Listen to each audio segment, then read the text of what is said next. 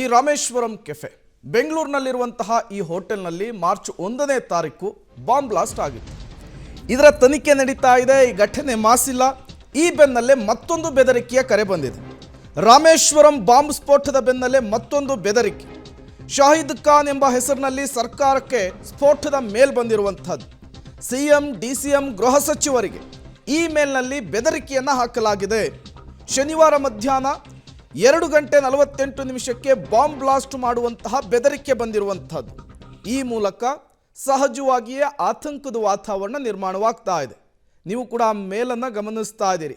ಶಾಹಿದ್ ಖಾನ್ ಹೆಸರಿನಲ್ಲಿ ಬಂದಿರುವಂತಹ ಮೇಲಿದು. ಮೊನ್ನೆ ನಡೆದಿರೋದು ಕೇವಲ ಟ್ರೇಲರ್ ಅಷ್ಟೇ. ದೊಡ್ಡ ಮಟ್ಟದ ಸ್ಫೋಟವನ್ನು ಮಾಡ್ತೀವಿ, ಅಂಬಾರಿ ಉತ್ಸವ ಬಸ್ನಲ್ಲಿ ನಾವು ಬಾಂಬನ್ನು ಬ್ಲಾಸ್ಟ್ ಮಾಡ್ತೀವಿ ಅನ್ನುವಂತಹ ಒಂದು ಸಂದೇಶವನ್ನು ರವಾನೆ ಮಾಡಿದ್ದಾರೆ. ನೋಡಿ, ಈ ರೀತಿಯ ಮೇಲ್ ಬೆದರಿಕೆ ಇದೇ ಮೊದಲಲ್ಲ. ಈ ಹಿಂದೆ ಬೆಂಗಳೂರಿನ ಹಲವು ಖಾಸಗಿ ಶಾಲೆಗಳಿಗೆ ಇದೇ ರೀತಿಯ ಮೇಲ್ ಬೆದರಿಕೆಯನ್ನು ಹಾಕಲಾಗ್ತಾ ಇತ್ತು. ಆತಂಕದ ವಾತಾವರಣವನ್ನು ಸೃಷ್ಟಿ ಮಾಡಲಾಗ್ತಾ ಇತ್ತು. ಬಾಂಬ್ ಸ್ಕ್ವಾಡು ಜೊತೆಗೆ ಶ್ವಾನದಳ ಬಂದು ಪರಿಶೀಲನೆ ನಡೆಸಿದಂತಹ ಸಂದರ್ಭದಲ್ಲಿ ಇದೊಂದು ಹುಸಿ ಬಾಂಬ್ ಬೆದರಿಕೆಯ ಮೇಲ್ ಅನ್ನೋದು ಗೊತ್ತಾಗ್ತಾ ಇತ್ತು. ಬಟ್ ಮೊನ್ನೆ ಅಷ್ಟೇ ಬಾಂಬ್ ಬ್ಲಾಸ್ಟ್ ಆಗಿದೆ.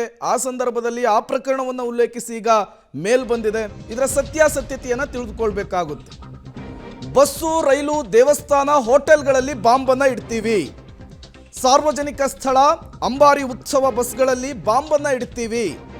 ಸ್ಫೋಟ ಮಾಡಬಾರ್ದು ಅಂದರೆ $2.5 ಮಿಲಿಯನ್ ನೀಡುವಂತೆ ಬೆದರಿಕೆಯನ್ನು ಒಡ್ಡಲಾಗಿದೆ. ಬೆಂಗಳೂರು ಸೈಬರ್ ಕ್ರೈಮ್ ಪೊಲೀಸ್ ಟೀಮ್ನಿಂದ ಈಗ ತನಿಖೆ ಆಗ್ತಾ ಇರುವಂಥದ್ದು. ನೋಡಿ, ಇದು ನಿಜಕ್ಕೂ ಕೂಡ ವಿಧ್ವಂಸಕಾರಿ ಶಕ್ತಿಗಳ ಕೆಲಸನ ಅನ್ನೋದನ್ನು ಖಚಿತಪಡಿಸ್ಕೊಳ್ಬೇಕಾಗುತ್ತೆ. ದುಷ್ಕೃತ್ಯಕ್ಕಾಗಿ ಈ ರೀತಿಯ ಒಂದು ಮೇಲನ್ನು ರವಾನಿಸಿದ್ರ ಅಥವಾ ಈ ಹಿಂದಿನ ಒಂದಿಷ್ಟು ಸಿಚುವೇಶನ್ಗಳನ್ನು ಅಡ್ವಾಂಟೇಜ್ ತೆಗೆದುಕೊಳ್ತಿದ್ದಾರಾ ಅನ್ನುವಂತಹ ಪ್ರಶ್ನೆ, ಅನುಮಾನ ಸಹಜವಾಗಿಯೇ ಮುನ್ನೆಲೆಗೆ ಬರ್ತಾ ಇದೆ. ಇದೆಲ್ಲವೂ ಕೂಡ ತನಿಖೆಯ ನಂತರವೇ, ತನಿಖೆಯ ಮೂಲಕವೇ ಸತ್ಯಾಸತ್ಯತೆ ಹೊರಬರಬೇಕಾಗುತ್ತೆ. ಬಟ್ ಒಂದಂತೂ ಕನ್ಫರ್ಮ್ ಆಗ್ತಾ ಇರುವಂತಹದ್ದು, ಈ ಆತಂಕದ ವಾತಾವರಣ ನಿರ್ಮಾಣ ಮಾಡಬೇಕು ಅನ್ನುವಂತಹ ನಿಟ್ಟಿನಲ್ಲಿ ಈ ಮೇಲನ್ನು ರವಾನೆ ಮಾಡಿರೋದು ಸ್ಪಷ್ಟವಾಗಿ ಗೊತ್ತಾಗ್ತಾ ಇದೆ. ಈ ಮೇಲ್ನ ಅಸಲಿಯತ್ತು, ಈ ಮೇಲ್ನ ಸತ್ಯಾಸತ್ಯತೆ ಎಲ್ಲವೂ ಕೂಡ ಪೊಲೀಸರ ತನಿಖೆಯ ಮೂಲಕ ಹೊರಬರಬೇಕಾಗುತ್ತೆ. ಈ ಹಿಂದೆ ದಿ ರಾಮೇಶ್ವರಂ ಕೆಫೆಯಲ್ಲಿ ಸ್ಫೋಟ ಮಾಡಿದಂತಹ ಸಂದರ್ಭದಲ್ಲಿ ಯಾವುದೇ ರೀತಿಯ ಸುಳಿವನ್ನು ಕೊಟ್ಟಿರಲಿಲ್ಲ.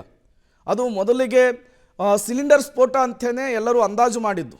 ಬಟ್ ತನಿಖೆಯನ್ನು ನಡೆಸಿದಂತಹ ಸಂದರ್ಭದಲ್ಲಿ ಆ ಘಟನಾ ಸ್ಥಳದಲ್ಲಿ ಸಿಕ್ಕಂತಹ ವಸ್ತುಗಳು ಇದೊಂದು ಬಾಂಬ್ ಬ್ಲಾಸ್ಟ್ ಅನ್ನೋದನ್ನು ಸ್ಪಷ್ಟಪಡಿಸಿದ್ವು, ಖಚಿತಪಡಿಸಿದ್ವು.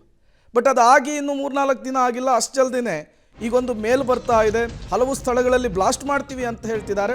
ಅನುಮಾನಕ್ಕೆ ಕಾರಣ ಆಗ್ತಾ ಇದೆ.